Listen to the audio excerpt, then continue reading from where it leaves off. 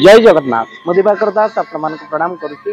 ब्रज परिक्रमा करू करू ये प्रसिद्ध कथावाचक देवकीनंदन जी ठाकुर पवित्र स्थान बा प्रियाकांज मंदिर आ वृंदावन सुंदर स्थान को चलतु परिभ्रमण करने सहित आनंद नवा। परिभ्रमण करू करू ब्रजधाम को यही सुंदर प्रियाकांज मंदिर जदि दर्शन न करवा वृंदावन परिक्रमा अधा अधूरा रही कहीं सुंदर राधाकृष्ण श्री विग्रह सहित गणेशंकर आउ तत्सहित गुरुदेव सुंदर मंदिर अवस्थित है। महाप्रभु का दर्शन सहित प्रियाकांज दर्शन सहित वृंदावन परिक्रमा आनंद नवा। सते किए जीव जीव वृंदावन जा स्थान पाइब हे राधा माधव ये सुदया मुठारे हम। तो आज ये प्रसिद्ध कथावाचक देवकीनंदन जी ठाकुर जी यही प्रसिद्ध प्रियाकांज मंदिर को दर्शन करी आमे धन्य हो गल।